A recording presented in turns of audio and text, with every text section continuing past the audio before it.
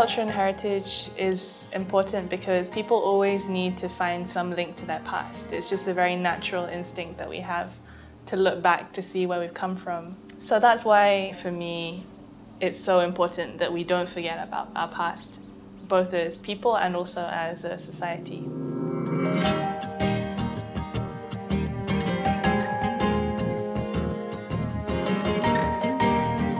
I run postcode.my, which is it's like an online magazine. It's a collection of stories from mostly around the Klang Valley. Postcode is kind of a way to highlight what's really unique about KL and the surrounding areas, to show people like the kind of history that is behind the culture and also the stories of ordinary people. Basically, things that make us special as a place. I currently lead a campaign called Better Cities. Better Cities is a campaign that was started in late 2011. And essentially what it does is it encourages the people in KL to improve urban living, to improve urban environments, and to also respond to the city by taking more ownership towards the spaces that they live in. So it could be their shared public spaces like parks, playgrounds. So essentially it's sort of like a grassroots bottom-up movement towards improving the city.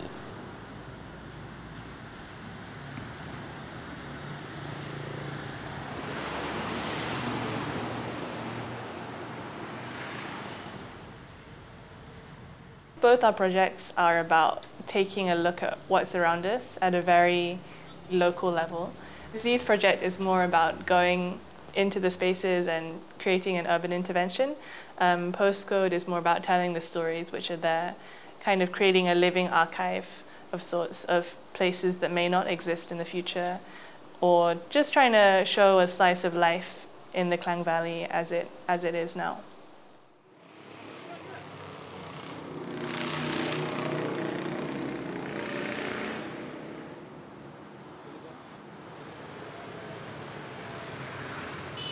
KL has a lot of potential, and I find that at some point, 2 years ago, or in my past work, the potential is often not realized, and we often sort of like complain about things that are broken, things that don't work, and oftentimes the complaint ends at it's someone else's fault, but not ours. When we started it in 2011, it was a culmination of a lot of conversations that sort of went, what can we do? And can we really do something to change the city? So I feel that Kuala Lumpur has that potential, and if we work together and we come together, that perhaps some of those potential, if not all, could be realized. Yeah.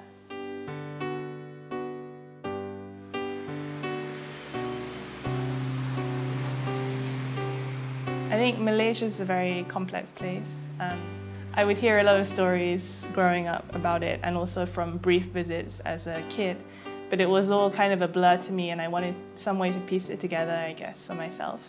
And even living here now, I still find it very complex, very contradictory at times, but at least through what I do, it's one way for me of rediscovering the city and its many different aspects.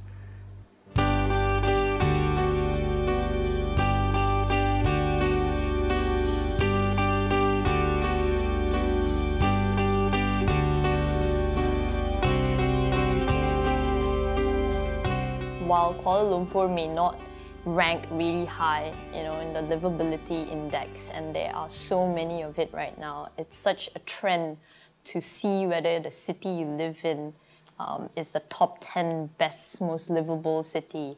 In some ways, of course, you can say there are other cities in the world which already have a much better infrastructure, better control of crime, and you can't deny that KL can be very difficult. Like, it can be a difficult place to live in terms of the congestion, safety, and all those concerns. But at the same time, it also has its own very specific flavor, which is hard to find anywhere else in the world. What we try to emphasize as well is also the aspect of lovability, things that are quite intangible. Yeah. And that comes from the people, like the different immigrant histories that have come together to make this country. And, you know, look at everything it's produced. And that for me is something really special. So yeah, it's not a perfect city, but I don't believe that there are any perfect cities to begin with. So you know, there's always something to look for, something good and positive, yeah.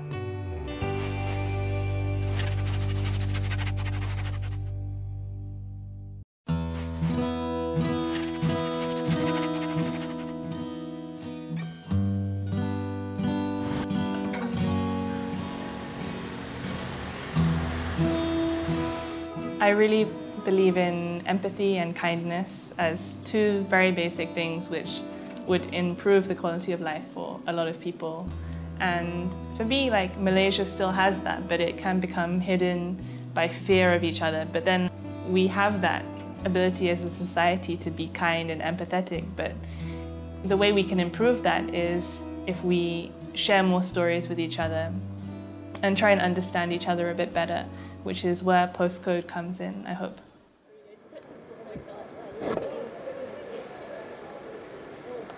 Good. Test one. You have to be brave and you have to be ready to acknowledge the flaws in life, in the city you live, in your neighborhood, and also then identify your strengths.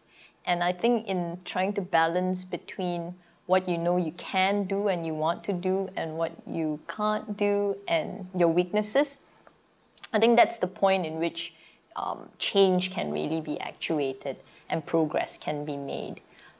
If you're too, easily contented with what you have, that's when you just sit down and do nothing. Yeah.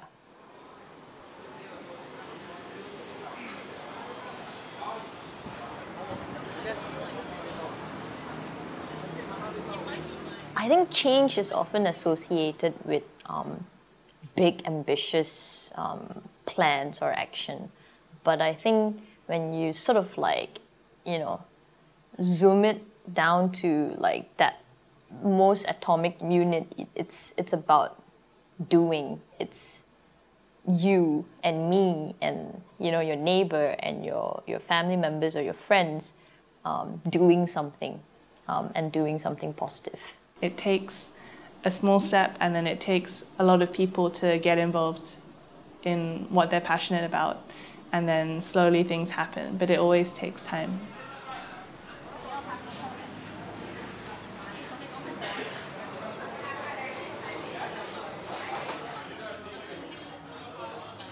For me, the time is now, right?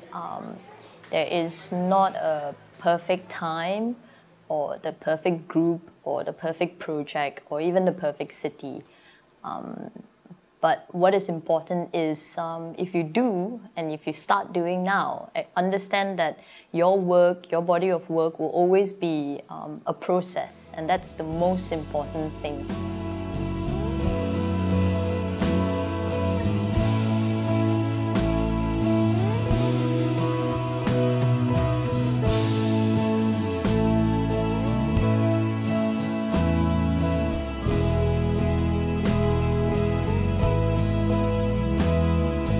Do something, you make errors, you learn from it, and you improve.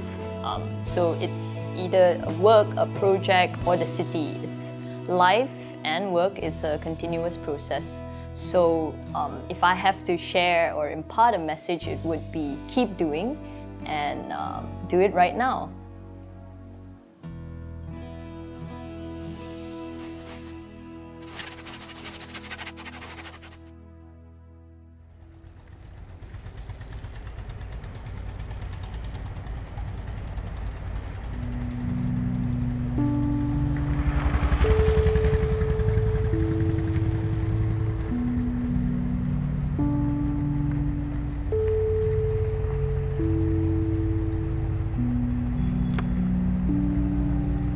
Your senses are open and you feel the wind, you can even taste the air, you can see everything much clearly.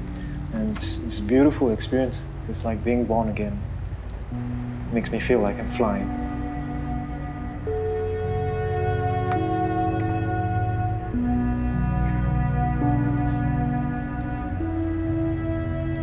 When you're cycling, you're in a different world. You're actually at one with the machine, one with the bicycle. You feel everything that the bike is telling you. That's why the bike is an extension of yourself. You feel everything around you.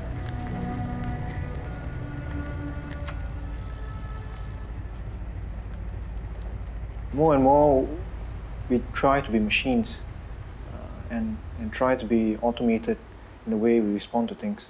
So, in a way, to be human is actually to feel, to think critically about how we affect the world in every action that we do. So, everything that I do now, it's actually towards leading a better life, a more sustainable life, and trying to make my effort to help make this world a better place.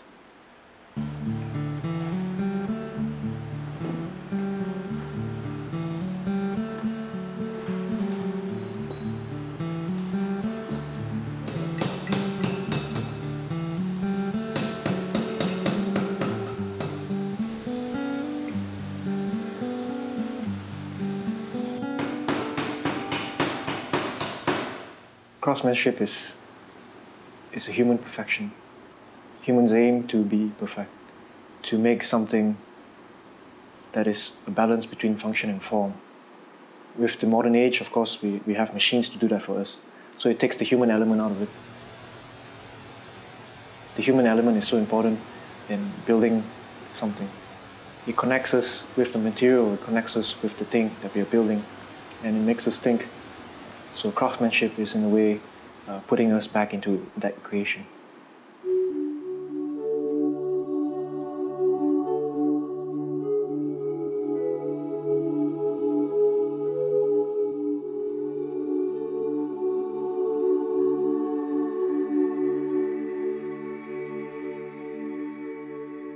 I build really simple bikes. The kind of bikes I build, it's just a normal commuter bike, and it's meant for everyday use, and it's not expensive. It's meant to be economical and affordable by everyone, and yeah, it's just a simple bike.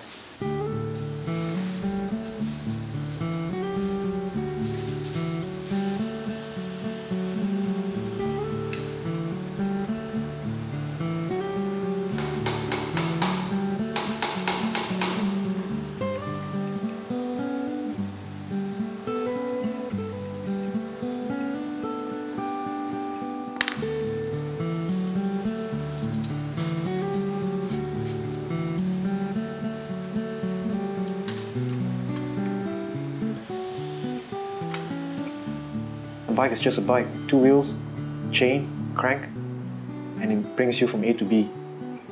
Whether you drive a Ferrari or you drive a Kanchil, it still brings you to the same place. But whether you want it in style or not. But yeah, cycling is just the simplest form. Why complicate it?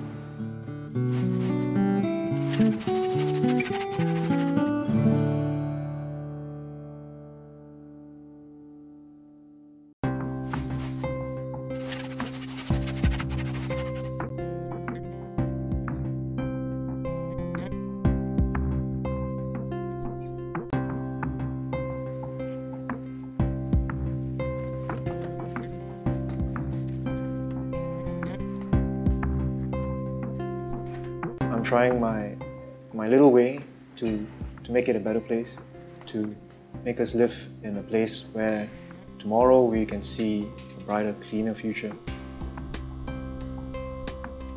It's about having a positive consciousness, knowing that you're doing something better for the world.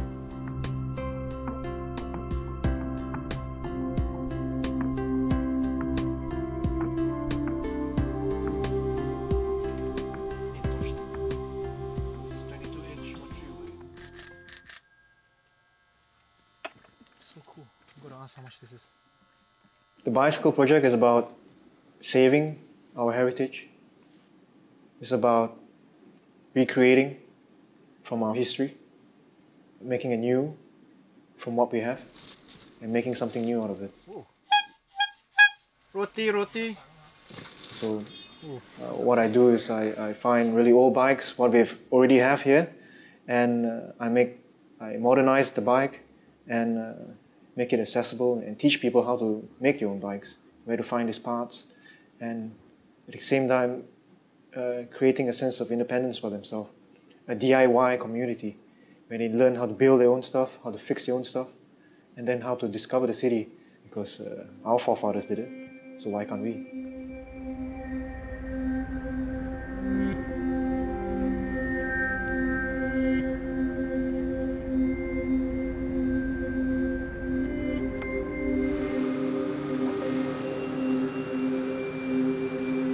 Cycling came to Malaysia quite late.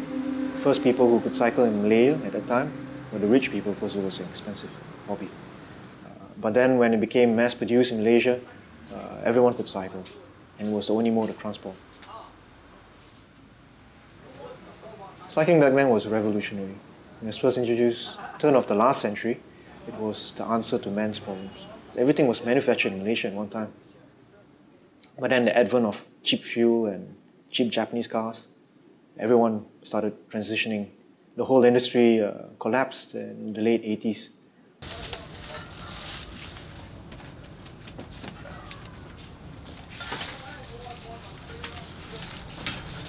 My first approach was to try to introduce a way of building bikes, a way of sustaining local industry and local shops. But that wasn't the problem. I think the problem was the mindset.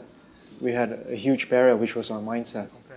We were not proactive in the things we do, conforming to what commercial people would tell us to do. Cycling has become oversaturated with brands and gadgets. Bikes can cost $30,000, $50,000. The old industry cannot match up to what it is today. So it suffered a lot, and all the factories are closing down. They have to modernize, if not, they'll lose out. So that's the problem that we're facing. My project is about reviving this industry and helping it come back on its feet.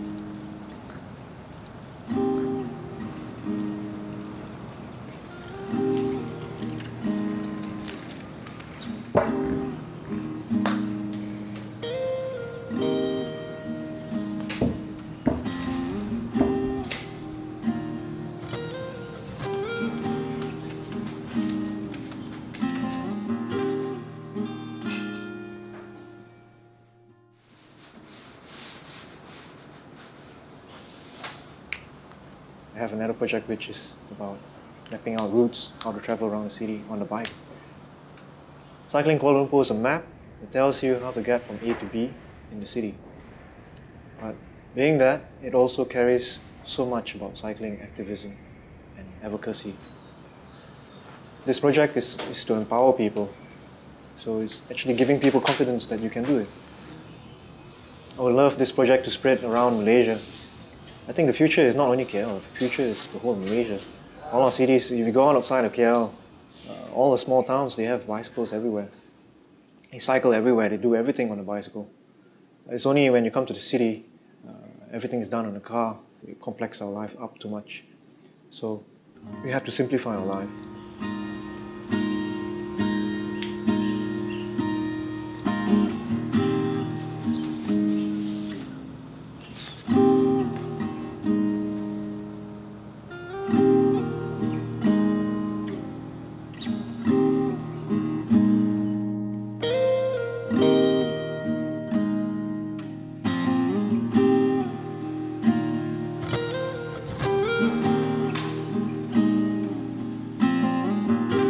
I believe the world can be a better place if we start looking at what we do to this earth, how we consume, how we destroy to get what we want. So it's about understanding what we need, what we really need, and the steps that we can take. Starts with ourselves, starts with you. Little steps every day. Just being on a bike is already a great step.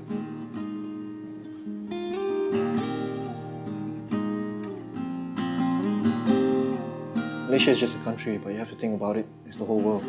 So, better world is about being conscious of the environment. Better world starts with people being conscious about what they do.